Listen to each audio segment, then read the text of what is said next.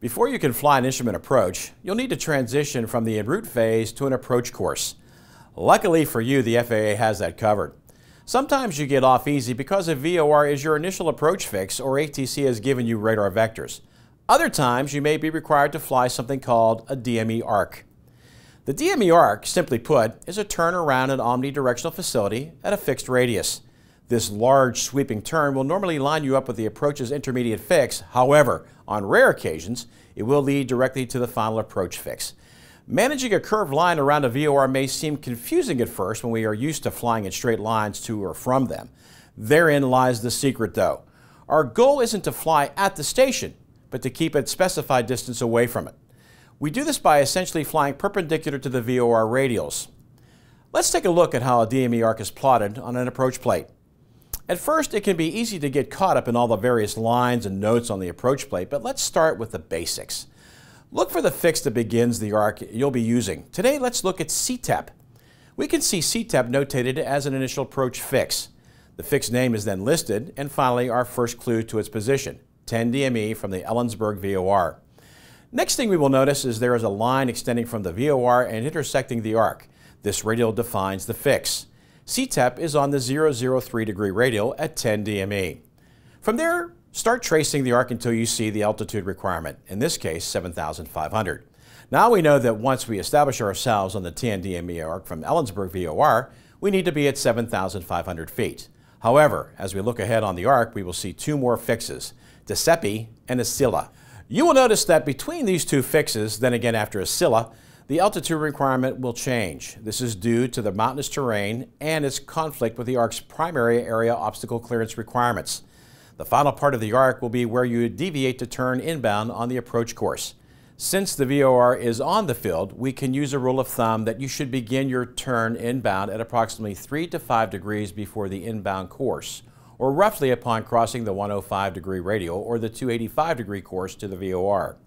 On other instrument approaches, where the VOR is not on the field, or when you will be switching from the VOR to a localizer for an ILS approach, you can expect to find what are called lead radials depicted. These radials will give you the exact point where you should begin your turn for the approach course inbound, and they will be depicted as a radial from the VOR with the letters LR followed by the radial number.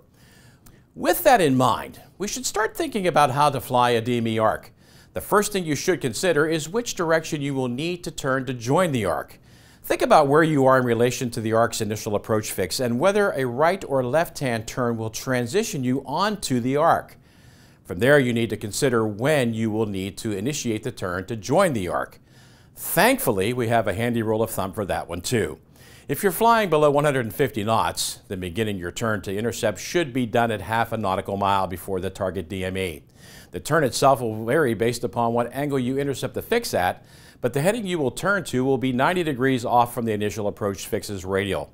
If we think back to the DME arc at Ellensburg and we are flying from the north over the mountains, we will want to make a left turn to join the arc. 90 degrees from the 003 radial is a heading of 093. When you finish the turn, you should notice that your HSI is now perpendicular to its normal straight up and down position that you see when you are tracking a radial inbound or outbound.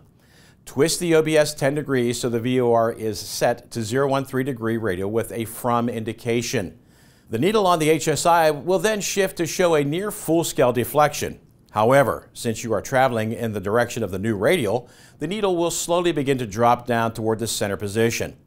Once the needle centers, you will continue what is known as turn 10, twist 10, in which you will turn 10 more degrees in the direction of the arc and twist the OBS another 10 degrees. By repeating this, you will, in effect, fly the arc by splitting it into numerous smaller straight line segments.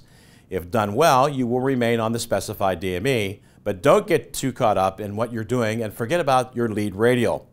Once you reach the lead radial, start a half standard rate turn to join the inbound course, and depending on the approach, remember you may need to switch to another nav aid like a localizer to establish yourself inbound. That sounds easy, doesn't it? Well, sorry to say, reality doesn't often treat us that nicely. Sometimes we don't get that turn in perfect or we have winds pushing us off our target DME. The solution for these problems aren't that hard. You just need to keep in mind where you are in relation to that arc. If you are on the inside of the arc, your return to the proper DME will be rather simple. As you perform your turn 10, twist 10, simply skip the turn, but continue to twist the OBS by increments of 10. When you do this, you are using the arc to your advantage. As you fly straight, the arc will curve into your flight path, in effect returning you to the desired DME. Finding yourself on the outside of the DME arc can present a greater challenge as the arc is continuously turning away from your position. In order to rectify this, you will need to turn into the arc in order to catch up. For this, we recommend turning the airplane roughly 20 degrees instead of the normal 10. However, this is largely dependent on how far off you are from the desired DME. In both cases, a final level of adjustment may be necessary for your smaller excursions off course. When you are being pushed off course due to winds, you will need to establish a crab angle appropriate to the wind's intensity and direction. Just remember, the amount of crosswind you will experience slowly changes as your heading changes during the arc. As you can see, the DME arc can appear complicated, but with a few simple steps, it is among the easiest things an instrument pilot can do.